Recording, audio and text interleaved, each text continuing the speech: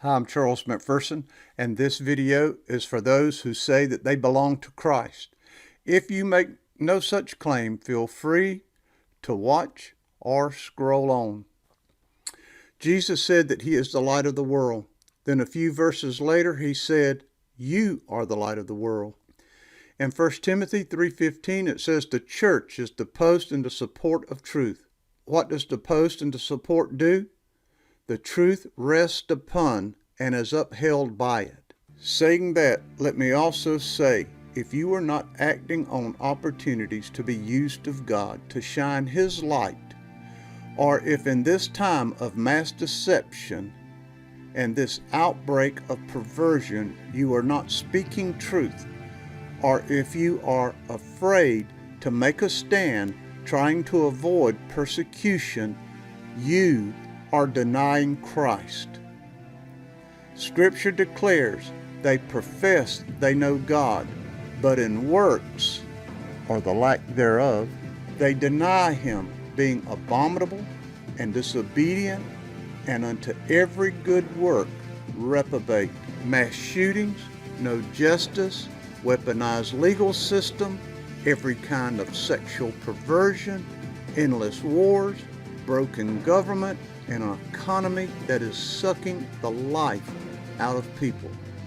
Yet, this is our time, the time for the church to rise up, a time followers of Christ must set aside silly differences, put on the whole armor of God, and take hold one of the other, joining together.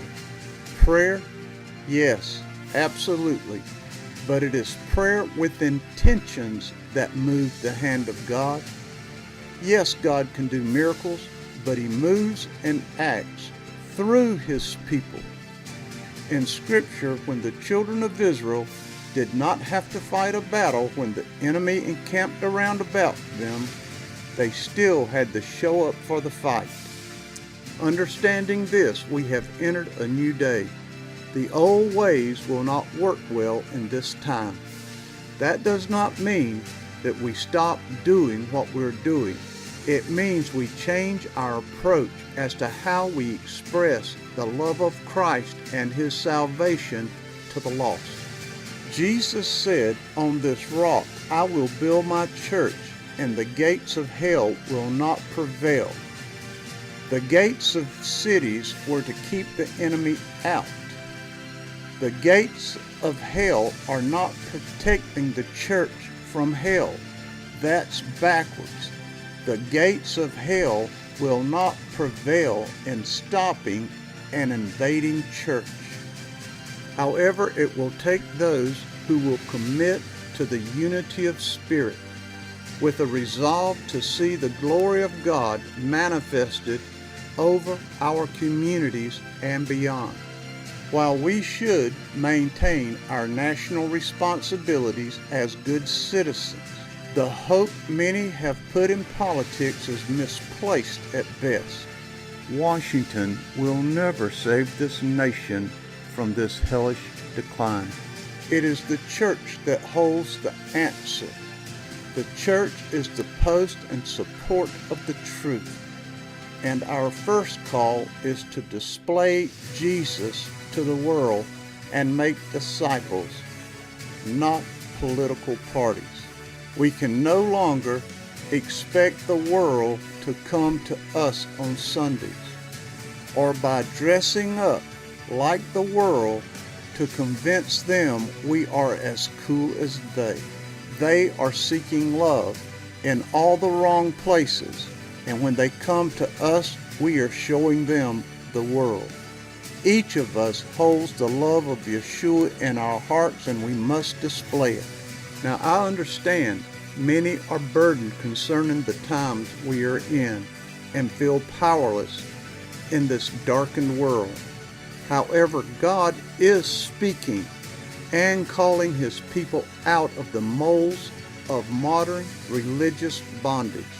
Can you imagine the glory when congregations begin to join hand in hand for the purpose of displaying the glory of Jesus over our towns and our communities? Now let me say this. I do not criticize pastors, but this call goes beyond pastoral duties. And yes, pastors must be involved, but God is calling men and women out of the congregation to hear from Him, joining with others to go beyond the walls. The mold of Christian leadership and Christian formation that we hold today must be broken, and Yeshua will show us how to do it. Listen, worship is vital, singing praise essential. The Word is the seed of God that transforms the heart. Without these things, we are like a ship with no rudder. Nevertheless, we are called to the battle, and there is a great victory promised to those who get in formation with their commander. Resist the devil, then the devil will flee. If we believe it, then let's act on it. Blessings.